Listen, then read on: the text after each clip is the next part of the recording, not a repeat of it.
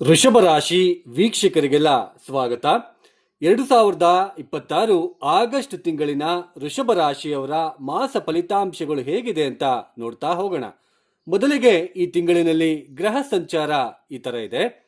ರಾಹು ಕುಂಭರಾಶಿಯಲ್ಲಿ ಸಂಚಾರ, ಶನಿ ವಕ್ರ ಮಾರ್ಗದಲ್ಲಿ ವಕ್ರಗತಿಯಲ್ಲಿ ಮೀನ ರಾಶಿಯಲ್ಲಿ ಸಂಚಾರವನ್ನು ಮಾಡ್ತಾ ಇದ್ದಾರೆ, ಕೇತು ಸಿಂಹ ರಾಶಿಯಲ್ಲಿ ಸಂಚಾರ, ಇನ್ನು ಗುರು ಕರ್ಕಾಟಕ ರಾಶಿಯಲ್ಲಿ ಸಂಚಾರ. ಆದರೆ ಗುರು ಅಸ್ತಂಗತ ಆಗಿದ್ದಾರೆ. ಆಗಸ್ಟ್ 12ನೇ ತಾರೀಕು ಅಸ್ತಂಗತ ತ್ಯಾಗವನ್ನು ಮಾಡ್ತಾ ಇದ್ದಾರೆ. ಯಾಕೆಂದ್ರೆ ರವಿ ಜೊತೆ ಸಮೀಪ ಡಿಗ್ರಿಯಲ್ಲಿ ಬಂದಾಗ ಗುರು ಅಸ್ತಂಗತ ಆಗಿರ್ತಾರೆ. ಆಗಸ್ಟ್ 12ನೇ ತಾರೀಕು ಅಂದರೆ ಯಾವುದೇ ಗ್ರಹ ತಗೊಳ್ಳಿ, ಬುಧನಿಗೆ ಅಸ್ತಂಗತ ದೋಷ ಇರೋದಿಲ್ಲ. ಸೊ ರವಿಯ ಜೊತೆ ಅತಿ ಸಮೀಪ ಡಿಗ್ರಿಯಲ್ಲಿ ಬಂದಾಗ ಗುರು ಆಗಿರ್ಬೋದು, ಕುಜ ಆಗಿರ್ಬೋದು, ಅಸ್ತಂಗತ ಆಗ್ತಾರೆ, ಶುಕ್ರ ಆಗಿರ್ಬೋದು.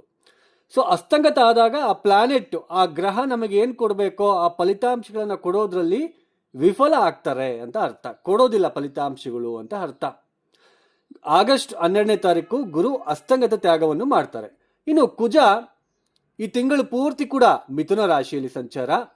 ಇನ್ನು ಬುಧ ಆಗಸ್ಟ್ 5ನೇ ತಾರೀಕಿನ ತನಕ ಮಾತ್ರ ಮಿಥುನ ರಾಶಿಯಲ್ಲಿ ಸಂಚಾರ. ಆಗಸ್ಟ್ 5ನೇ ತಾರೀಕು ಕರ್ಕಾಟಕ ರಾಶಿಗೆ ಬರ್ತಾರೆ. ಆಗಸ್ಟ್ 22ನೇ ತಾರೀಕಿನ ತನಕ ಮಾತ್ರ ಕರ್ಕಾಟಕ ರಾಶಿಯಲ್ಲಿ ಸಂಚಾರ. ನಂತರ ಸಿಂಹ ರಾಶಿಗೆ ಪ್ರವೇಶವನ್ನು ಮಾಡ್ತಾರೆ. ಸೂರ್ಯ ಆಗಸ್ಟ್ 17ನೇ ತಾರೀಕಿನ ತನಕ ಕರ್ಕಾಟಕ ರಾಶಿಯಲ್ಲಿ ಸಂಚಾರ. ನಂತರ ಸಿಂಹ ರಾಶಿಗೆ ಪ್ರವೇಶವನ್ನು ಮಾಡ್ತಾರೆ, ಅವರ ಸ್ವಂತ ರಾಶಿಗೆ ಪ್ರವೇಶವನ್ನು ಮಾಡ್ತಾರೆ. ಇನ್ನು ಶುಕ್ರ ಈ ತಿಂಗಳು ಪೂರ್ತಿ ಕೂಡ ಕನ್ಯಾ ರಾಶಿಯಲ್ಲಿ ಸಂಚಾರ, ನೀಚ ಸ್ಥಾನ ಆಗುತ್ತೆ ಶುಕ್ರ. ಸೊ ಶುಕ್ರ ಕನ್ಯಾ ರಾಶಿಯಲ್ಲಿ ಸಂಚಾರ. ಈ ಎಲ್ಲ ಒಂದು ಗ್ರಹ ಸಂಚಾರ ರೀತ್ಯ ವೃಷಭ ರಾಶಿಯವರಿಗೆ, ವೃಷಭ ರಾಶಿಯ ವೀಕ್ಷಕರಿಗೆ ಒಂದು ಮಾಹಿತಿ ಅಥವಾ ಸೂಚನೆ ಆದರೂ ಅಂತಲೂ ಅನ್ಕೊಳ್ಳಿ. ನೋಡಿ, ಪ್ರತಿಯೊಬ್ಬರು ಕೂಡ ರಾಶಿ ಫಲಿತಾಂಶ ಇದರ ಮೇಲೇನೆ ಅವಲಂಬಿತರಾಗ್ತಾ ಇದ್ದಾರೆ. ಸಾಕಷ್ಟು ಜನರ ಮನಸ್ಸಿನಲ್ಲಿ ಬರ್ತಾ ಇರ್ತಕ್ಕಂಥದ್ದು ಓನ್ಲಿ ರಾಶಿ ಫಲಿತಾಂಶ. ಈ ತಿಂಗಳು ಈ ನಮ್ಮ ರಾಶಿಗೆ ಯಾವ ಥರ ಇದೆ, ನಮ್ಮ ನಕ್ಷತ್ರಕ್ಕೆ ಯಾವ ಥರ ಇದೆ, ಕೋಟಿಗಟ್ಟಲೆ ಸಂಪಾದಿಸ್ತಾರೆ. ಈ ರಾಶಿಯವರು, ವೃಷಭ ರಾಶಿಯವರು ಈ ತಿಂಗಳಿನಲ್ಲಿ ಕೋಟಿಗಟ್ಟಲೆ ಸಂಪಾದಿಸ್ತಾರೆ, ವಿಪರೀತ ರಾಜಯೋಗ ಅಂತ ತಮ್ಮನಲ್ಲಿ ನೋಡ್ತೀರಾ. ಅಯ್ಯೋ, ಇದು ಸ್ವಲ್ಪ ದಿನ ಆದಮೇಲೆ ಇದು ಯಾವುದೋ ಆಗ್ತಾ ಇಲ್ಲ, ಜ್ಯೋತಿಷ್ಯ ಸುಳ್ಳು ಅನ್ನೋ ಥರ ಆಗುತ್ತೆ, ನಿಮ್ಮ ಮನಸ್ಸಿನಲ್ಲಿ ಬರುತ್ತೆ. ಅದು ಸಾಧಾರಣವಾಗಿರ್ತಕ್ಕಂತಹ ಎಲ್ಲರಿಗೂ ಅದು ಕಾಮನ್, ಅದು ಬಂದೇ ಬರುತ್ತೆ. ಆದರೆ ಅದನ್ನು ನಿಮಗೆ ಆ ಒಂದು ಮಾಹಿತಿಯನ್ನು ಕೊಡಲಿಕ್ಕೆ ನಾನು ನಿಮಗೆ ಒಂದು ಮಾತನ್ನು ಹೇಳ್ತಾ ಇದ್ದೇನೆ. ನೋಡಿ, ರಾಶಿ ಅಂದರೆ ನಾವು ಹುಟ್ಟಿದ ದಿನ, ನಾವು ಯಾವತ್ತು ಹುಟ್ಟಿರ್ತೀವೋ ಆ ದಿನ ಚಂದ್ರ ಯಾವ ಮನೆಯಲ್ಲಿ ಇರ್ತಾರೋ, ಯಾವ ಹೌಸಲ್ಲಿ ಇರ್ತಾರೋ, ಯಾವ ರಾಶಿಯಲ್ಲಿ ಇರ್ತಾರೋ ಅದು ನಮಗೆ ರಾಶಿ, ಜನ್ಮ ರಾಶಿ ಆಗುತ್ತೆ. ಇದು ನಿಮಗೆ ವೃಷಭ ರಾಶಿ. ಚಂದ್ರ ಈ ಮನೆಯಲ್ಲಿದ್ದಾರೆ.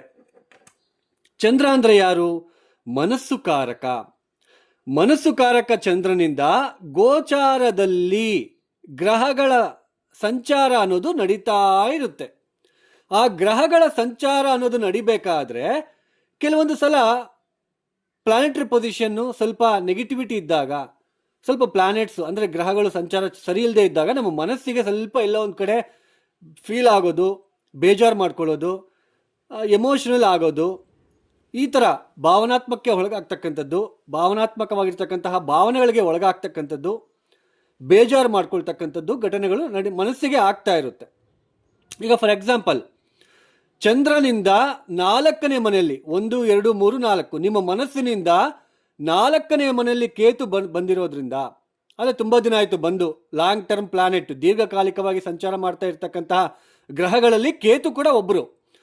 ಈ ಮನಸ್ಸುಕಾರಕನ ಚಂದ್ರನಿಂದ 4ನೇ ಮನೆಯಲ್ಲಿ ಕೇತುನಂತಹ ಗ್ರಹ ಬಂದಾಗ ಡಿಸ್ಅಟ್ಯಾಚ್ಮೆಂಟ್, ಮನೆಯಲ್ಲಿ ಅಥವಾ ಮನೆ ಕಟ್ಟಬೇಕು, ವಾಹನ ತಗೋಬೇಕು, ಇದರಲ್ಲೆಲ್ಲ ಎಲ್ಲ ಒಂದು ಕಡೆ ನಿರಾಸೆ ಮಾಡ್ತಾ ಇರ್ತಾನೆ ಕೇತು. ನಿಮಗೆ ತೊಂದರೆ ಮಾಡ್ತಾ ಇರ್ತಾನೆ, ಮನಃಶಾಂತಿ ಇಲ್ಲದೆ ಇರೋ ಥರ ಮಾಡ್ತಾ ಇರ್ತಾನೆ. ತಾಯಿ ಜೊತೆ ಕಲಹ, ವಿದ್ಯಾರ್ಥಿಗಳು ಓದಿನಲ್ಲಿ ಹಿಂದೆ ಬೀಳ್ತಕ್ಕಂಥದ್ದು, ಮನಸ್ಸಿಗೆ ಆ ಥರ ಅನ್ನಿಸ್ತಾ ಇರುತ್ತೆ. ಮನಸ್ಸಿನಲ್ಲಿ ವೇದನೆ, ಮನಸ್ಸಿನಲ್ಲಿ ಚಿಂತೆಗಳು ಅನ್ನೋದು ಕಾಡ್ತಾ ಇರುತ್ತೆ.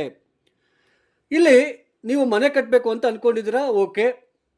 ಎಷ್ಟೋ ಜನ ಮನೆಯಲ್ಲಿ ಮನಸ್ಸಿನಲ್ಲಿ ಮನೆ ಕಟ್ಟಬೇಕು ಅಂತ ನೀವು ಅಂದ್ಕೊಳ್ತಾ ಇದ್ದೀರಾ. ಈಗ ಸದ್ಯಕ್ಕೆ ಕೇತು ಇದ್ದಾನೆ, ಅದು ಆಗ್ತಾ ಇಲ್ಲ ಅನ್ನೋದು ನಾನು ಇವಾಗ ಹೇಳ್ತಾ ಇದ್ದೇನೆ.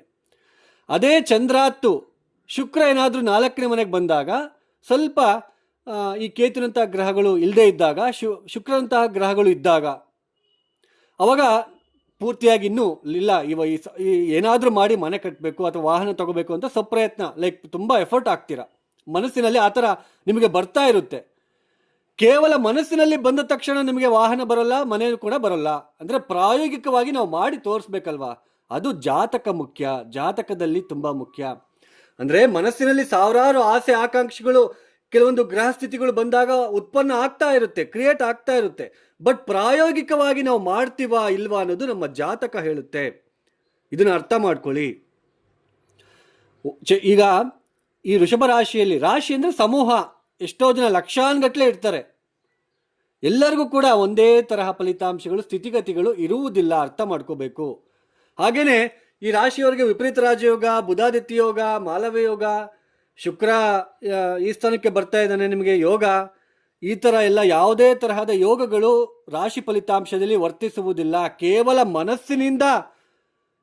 ಮನಸ್ಸಿನ ಕಲ್ಪನೆಗೆ ಮಾತ್ರ ಈ ರಾಶಿ ಫಲಿತಾಂಶ. ಮನಸ್ಸು ಮಾತ್ರ, ಮನಸ್ಸಿನಲ್ಲಿ ಯಾವುದೋ ಒಂದು ಫೀಲ್ ಆಗ್ತೀವಿ, ಮನಸ್ಸಿನಲ್ಲಿ ಯಾವುದೋ ಒಂದು ಆಸೆ ಬರುತ್ತೆ, ಅದಾಗಬೇಕಲ್ವಾ, ಜಾತಕ ಹೇಳುತ್ತೆ. ಜಾತಕ ತುಂಬ ಮುಖ್ಯ, ಅರ್ಥ ಮಾಡ್ಕೊಳ್ಳಿ. ಆಮೇಲೆ ಹೊಸದಾಗಿ ಬೇರೆ ಇವಾಗ ಬಂದಿದೆ ಏನೋ ಇದು ಕೈಗೆ ಹಾಕ್ಕೊಳೋದು, ದನ ಯೋಗ ಬ್ರಾಸ್ಲೈಟು, ಉಂಗುರ ಹಾಕ್ಕೊಳೋದು, ದನ ಯೋಗಕ್ಕೆ ಉಂಗುರ, ದನ ಯೋಗಕ್ಕೆ ಬ್ರಾಸ್ಲೈಟ್ಗಳು, ಆ ಥರ ಯಾವುದೂ ಇರೋದಿಲ್ಲ. ಅವ್ರಿಗೆ ಹಾಕ್ಕೊಳೋದಕ್ಕೆ ಹೇಳಿ, ಅವ್ರಿಗೆ ದುಡ್ಡು ಬರೋದಕ್ಕೆ ಹೇಳಿ. ನೀವು ಆ ಥರ ಏನಾದರೂ ನಿಮಗೆ ಹೇಳಿದರೆ, ಆ ಥರ ಯಾವುದೂ ಇರೋದಿಲ್ಲ. ದಯವಿಟ್ಟು ಫೇಕ್ ವದಂತಿಗಳನ್ನು ನಂಬಲಿಕ್ಕೆ ಹೋಗಬೇಡಿ. ನಾನು ಟ್ರೂ ಇರೋದನ್ನು ನಾನು ನಿಮ್ಮ ಮುಂದೆ ಹೇಳ್ತಾ ಇದ್ದೇನೆ ನಾನು ನಿಮಗೆ. ಹಾಗೆಯೇ ಬನ್ನಿ, ಈ 2026 ಆಗಸ್ಟ್ ತಿಂಗಳಲ್ಲಿ ವೃಷಭ ರಾಶಿಯವರಿಗೆ ಮುಖ್ಯವಾಗಿ ನಿಮ್ಮ ಜನ್ಮ ರಾಶಿಯಿಂದ, ಚಂದ್ರನಿಂದ, ಈ ಮನೆ ಅಧಿಪತಿ ಯಾರು? ಶುಕ್ರ. ನೋಡಿ, ಚಂದ್ರನಿಂದ ಪಂಚಮ ಸ್ಥಾನದಲ್ಲಿ ಶುಕ್ರ ಇರೋದು ಒಳ್ಳೆಯದೇ. ಪ್ರೀತಿ, ಸೌಹಾರ್ದ್ಯ, ಮತ್ತಮೇಲೆ ನಮಗೊಂದು ರೆಕಾಗ್ನೈಸೇಷನ್, ಹೆಸರು, ಮತ್ತಮೇಲೆ ತುಂಬ ಬುದ್ಧಿವಂತಿಕೆಯಿಂದ ಯೋಚನೆ ಮಾಡ್ತಕ್ಕಂಥದ್ದು, ಈ ಕಲೆ, ಚಿತ್ರಕಲೆ ಆಗಿರ್ಬೋದು, ಫಿಲ್ಮ್ ಇಂಡಸ್ಟ್ರಿಯಲ್ಲಿ ಕೆಲಸ ಮಾಡೋರಿಗಾಗಿರ್ಬೋದು, ಶುಕ್ರ ತುಂಬ ಮುಖ್ಯ ಆಗಿರ್ತಕ್ಕಂಥದ್ದು, ಪಂಚಮ ಸ್ಥಾನ. ಆಮೇಲೆ ಸಂತಾನ ವಿಚಾರದಲ್ಲಿ, ಆಮೇಲೆ ಲೈಕ್ ಇನ್ವೆಸ್ಟ್ಮೆಂಟ್ ವಿಚಾರದಲ್ಲಿ, ಇದರಲ್ಲೆಲ್ಲ ನಾವು ಪಂಚಮ ಸ್ಥಾನದಿಂದ ನಾವು ನೋಡ್ತೀವಿ. ಪಂಚಮ ಸ್ಥಾನದಲ್ಲಿ ಶುಕ್ರ ಬಂದಿದ್ದಾನೆ, ಒಳ್ಳೆಯದು. ಆದರೆ ನೀಚ ಸ್ಥಾನ ಅಂದರೆ ಬಲಹೀನ ಅರ್ಥ. ಅಂದರೆ ಶುಕ್ರ ಈಗ ಫಾರ್ ಎಕ್ಸಾಂಪಲ್ ಮಕ್ಕಳ ಜೊತೆ ನಿಮಗೆ ಕುತ್ಕೊಂಡು ಮಾತಾಡಬೇಕು ಅಂತ ಅನ್ನಿಸ್ತಾ ಇರುತ್ತೆ, ಬಟ್ ಇವಾಗ ಪುರ್ಸೊತ್ತಿರೋದಿಲ್ಲ, ಏನೋ ಒಂದು ಕೆಲಸ ಕಾರ್ಯಗಳು ಓಡಾಡಬೇಕಾಗುತ್ತೆ. ಅಂದ್ಕೊಂಡಿರೋ ಮಟ್ಟಕ್ಕೆ ಆದಾಯದಲ್ಲಿ ಧನಲಾಭ ಅನ್ನೋದು ಬರೋದಿಲ್ಲ. ಆಮೇಲೆ ನೀವು ಯಾರನ್ನೂ ಇಷ್ಟಪಡ್ತಾ ಇರ್ತೀರ, ಅಲ್ಲಿ ನಿಮಗೆ ಆ ಫೀಲಿಂಗ್ನ ಎಕ್ಸ್ಪ್ರೆಸ್ ಮಾಡೋಕ್ಕಾಗಲ್ಲ. ಆಮೇಲೆ ಇನ್ವೆಸ್ಟ್ಮೆಂಟ್ ಮಾಡಲಿಕ್ಕೆ ನೀವು ಪ್ರಯತ್ನ ಪಟ್ಟರೂ ಕೂಡ ಅಲ್ಲಿ ಹಣದ ಅಭಾವ ಅನ್ನೋದು ನಿಮಗೆ ಕಾಣ್ತಾ ಇರುತ್ತೆ. ಸೊ ಶುಕ್ರ ನೀಚನಾಗಿರೋದ್ರಿಂದ ನಿಮ್ಮ ಯೋಚನೆಗಳು ಏನಿದೆ ಅದು ಸ್ವಲ್ಪ ಆಗುವ ಲಕ್ಷಣಗಳು ಇರುವುದಿಲ್ಲ, ಅರ್ಥ ಮಾಡ್ಕೋಬೇಕು. ಚಂದ್ರನಿಂದ 2ನೇ ಮನೆಯಲ್ಲಿ ಕುಜ ಇರೋದು ನೋಡಿ, ಈ 2ನೇ ಮನೆಯಲ್ಲಿ ಕುಜನಂತಹ ಗ್ರಹ ಬಂದಾಗ ಸ್ವಲ್ಪ ರ್ಯಾಶ್ ಆಗಿ ಮಾತನಾಡೋದು. ಆಮೇಲೆ ಕುಜನ ದೃಷ್ಟಿ ಶುಕ್ರನ ಮೇಲೆ ಇದೆ, 1, 2, 3, 4. ಕುಜ ಚತುರ್ಥ ದೃಷ್ಟಿಯಿಂದ ಶುಕ್ರನನ್ನೇ ನೋಡ್ತಾ ಇದ್ದಾನೆ. ಅಂದರೆ ಸಂಬಂಧಗಳನ್ನು ಹಾಳು ಮಾಡ್ಕೊಳ್ಳೋದು, ಅಥವಾ ಪ್ರೀತಿ ಪ್ರೇಮ ಅಂತ ಯಾರೆಲ್ಲ ಇರ್ತೀರಾ ಅಲ್ಲಿ ಬ್ರೇಕಪ್ ಆಗೋದು, ಅಥವಾ ಅವ್ರ ಹತ್ರ ಜಗಳ ಮಾಡ್ಕೊಳೋದು, ಕುಟುಂಬದ ವ್ಯಕ್ತಿಗಳ ಹತ್ರ ಜಗಳ ಮಾಡ್ಕೊಳೋದು, ಹೆಂಡತಿ ಹತ್ರ ಜಗಳ ಮಾಡ್ಕೊಳೋದು, ಈ ತರಹದ ಗಂಡನ ಹತ್ರ ಜಗಳ ಮಾಡ್ಕೊಳೋದು, ಈ ತರಹದ ಸಿಚುವೇಶನ್ನು. ಆಮೇಲೆ ಖರ್ಚುಗಳು ಅಧಿಕ ಮಾಡೋದು, ಇದೆಲ್ಲ ನಿಮಗೆ ಈ ತಿಂಗಳಿನಲ್ಲಿ ಆಗ್ತಾ ಇರುತ್ತೆ. ಸರಿಯಾಗಿ ಊಟ ಮಾಡಲ್ಲ, ತಿಂದರೆ ಒಂದೇ ಸಲ ತಿಂದ್ಬಿಡೋದು. ಕುಜ 2ನೇ ಮನೆ ಇದ್ದಾಗ ಇದೇ ತರಹದ ಸಿಚುವೇಶನ್ ಇರುತ್ತೆ. ಮಾತು ನಿಲ್ಲೋದಿಲ್ಲ, ಏನಾದರೂ ಒಂದು ಮಾತು ಅಂದ್ಬಿಡ್ತೀರಾ ಅಂತ ಅರ್ಥ ಇಲ್ಲಿಗೆ. ಆಮೇಲೆ ಗುರು ಅಸ್ತಂಗತ ಆಗಿದ್ದಾರೆ, ಸ್ವಲ್ಪ ಬಲಹೀನ ಆಗಿದ್ದಾರೆ. ಬಟ್ ರವಿ ಇದ್ದಾರೆ, ರವಿ ಇರೋದ್ರಿಂದ ಸ್ವಲ್ಪ ಓಕೆ, ಸ್ವಲ್ಪ ನಿಮ್ಮ ಸ್ವಪ್ರಯತ್ನ ಎಫರ್ಟ್ ಏನು ಆಗ್ತಾ ಇದ್ದೀರಾ, ಒಂದು ಲೈಕ್ ಫೋರ್ಸೆಬಲಿ ನಾನು ಈ ಕೆಲಸ ಮಾಡಬೇಕು, ಇದನ್ನು ನಾನು ಜಯ ಮಾಡ್ಕೊಳ್ಲೇಬೇಕು, ಇದರಲ್ಲಿ ನಿಮಗೆ ಸ್ವಲ್ಪ ಹೆಲ್ಪ್ ಆಗ್ತಾ ಹೋಗುತ್ತೆ. ಅಂದರೆ ಸೀನಿಯರ್ಸ್ ಆಫೀಸರ್ಸ್ ಹತ್ರ ಆಗಿರ್ಬೋದು, ಕೆಲಸ ಮಾಡೋ ಜಾಗದಲ್ಲಿ ಆಗಿರ್ಬೋದು, ಸೊ ನಿಮಗೆ ಹೆಲ್ಪ್ಫುಲ್ ಆಗ್ತಾ ಹೋಗುತ್ತೆ. ಬಟ್ ಆಗಸ್ಟ್ 17ನೇ ತಾರೀಕು ಕೇತು ಜೊತೆ ಬಂದು ಕುತ್ಕೊಳ್ತಾರೆ. ಈ ಕೇತು ಜೊತೆ ಬಂದು ಕುತ್ಕೊಂಡಾಗ, ಕೇತು ಮೊದಲೇ ಡಿಸ್ಅಟ್ಯಾಚ್ಮೆಂಟ್ ಪ್ಲಾನೆಟ್, ರವಿ ಬಂದು ಕುತ್ಕೊಂಡಾಗ ಸ್ವಲ್ಪ ಮತ್ತಷ್ಟು ಮನಸ್ಸಿಗೆ ತೊಂದರೆಗಳು, ಉದ್ಯೋಗದಲ್ಲಿ ಸ್ವಲ್ಪ ಚಿಕ್ಕ ಪುಟ್ಟ ವ್ಯತ್ಯಾಸಗಳಾಗೋದು, ಮನಸ್ಸಿಗೆ ನೋವುಂಟಾಗ್ತಕ್ಕಂತಹ ಘಟನೆಗಳು, ತಾಯಿಯ ಆರೋಗ್ಯದಲ್ಲಿ ವ್ಯತ್ಯಾಸ, ನಿಮ್ಮ ಆರೋಗ್ಯದಲ್ಲಿ ವ್ಯತ್ಯಾಸ, ಚರ್ಮಕ್ಕೆ ಸಂಬಂಧಪಟ್ಟಿರ್ತಕ್ಕಂಥ ತೊಂದರೆಗಳು, ಈ ತರಹದ ಒಂದು ತೊಂದರೆಗಳು, ಬಾಧೆಗಳು ಅನ್ನೋದು ನಿಮಗೆ ಈ ತಿಂಗಳಲ್ಲಿ ನಿಮಗೆ ಕಾಣಿಸ್ತಾ ಇರುತ್ತೆ ಅಂತ ಅರ್ಥ. ಹಾಗೆ ಶನಿ ವಕ್ರಿ ಆಗಿದ್ದಾರೆ. ಇಲ್ಲೂ ಶನಿ ವಕ್ರಿ ಆಗಿರ್ತಕ್ಕಂಥದ್ದು ಏನಾಗುತ್ತೆ, ನಾನು ಅಂದ್ಕೊಂಡಿರೋ ಮಟ್ಟಿಗೆ ವ್ಯಾಪಾರ ಮಾಡ್ತಾ ಇದ್ದೀನಿ, ಅಂದ್ಕೊಂಡಿರೋ ಮಟ್ಟಕ್ಕೆ ವ್ಯಾಪಾರ ಆಗ್ತಾ ಇಲ್ಲ, ಮತ್ತೊಂದು ವ್ಯಾಪಾರ ಏನಾದರೂ ಮಾಡಬೇಕು, ಅಥವಾ ನಾನು ಇನ್ನೂ ಸ್ವಲ್ಪ ಅಭಿವೃದ್ಧಿಗೋಸ್ಕರ, ನನ್ನ ಜೀವನದಲ್ಲಿ ಅಭಿವೃದ್ಧಿಗೋಸ್ಕರ ಏನಾದರೂ ಮಾಡಬೇಕು, ಉದ್ಯೋಗದಲ್ಲೂ ಕೂಡ ಬೆಳವಣಿಗೆ ಆಗ್ತಾ ಇಲ್ಲ, ಏನಾದರೂ ಮಾಡಬೇಕು ಅನ್ನೋದು ಈ ಸಮಯದಲ್ಲಿ ಬರ್ತಾ ಇರುತ್ತೆ ಮೈಂಡಲ್ಲಿ. ಏನಾದರೂ ಮಾಡಬೇಕು, ಇದನ್ನು ಸರಿಪಡಿಸ್ಕೋಬೇಕು ಅನ್ನೋದು ನಿಮಗೆ ಇಲ್ಲಿ ಶನಿ ವಕ್ರಿ ಆಗಿರೋದ್ರಿಂದ ನಿಮಗೆ ಈ ತರಹದ ಮೆಂಟಲಿಟಿ ಅನ್ನೋದು ಬರ್ತಾ ಹೋಗುತ್ತೆ. ಶನಿ ವಕ್ರಿ ಅಂದರೆ ಏನೂ ಇಲ್ಲ, ಇಸ್ತ್ರಿ ಮಾಡ್ದಂಗೆ. ನಮ್ಮ ಬಟ್ಟೆಗಳನ್ನು ಹೇಗೆ ಇಸ್ತ್ರಿ ಮಾಡ್ತೀವೋ ಹಿಂದೆ ಮುಂದೆ ಆ ಸುಕ್ಕು ಹೋಗೋ ತನಕ ಇಸ್ತ್ರಿ ಹೆಂಗೆ ಮಾಡ್ತೀವೋ ಹಾಗೆ ಬಂದಿರತಕ್ಕಂಥ ಕೆಲವು ಸವಾಲುಗಳಿಂದ ಅದನ್ನು ಎದುರಿಸ್ಬಿಟ್ಟು ಇದರಿಂದ ಹೊರಗಡೆ ಬರಬೇಕು ಅಂತ ಪ್ರಯತ್ನ ಮಾಡ್ತೀವಲ್ವ, ಅದು ವಕ್ರಿ ಶನಿ ಅಂತ ಅರ್ಥ. ಅವಸರ ಮಾಡ್ಕೋಬಾರ್ದು.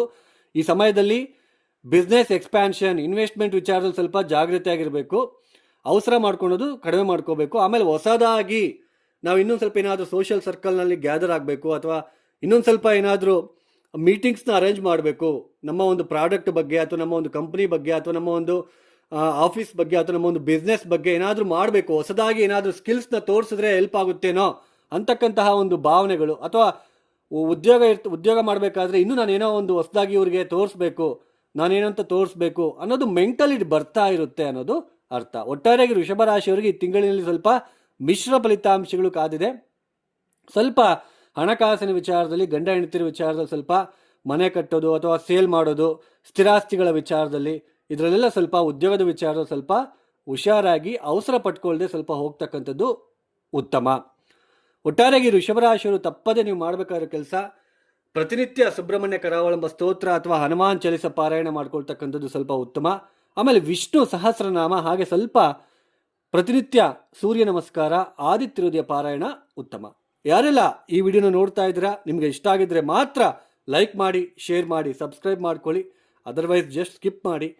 ಸರ್ವೇ ಜನ ಸುಖಿನೋ ಭವಂತು. ಧನ್ಯವಾದಗಳು. ಜೈ ಶ್ರೀರಾಮ್.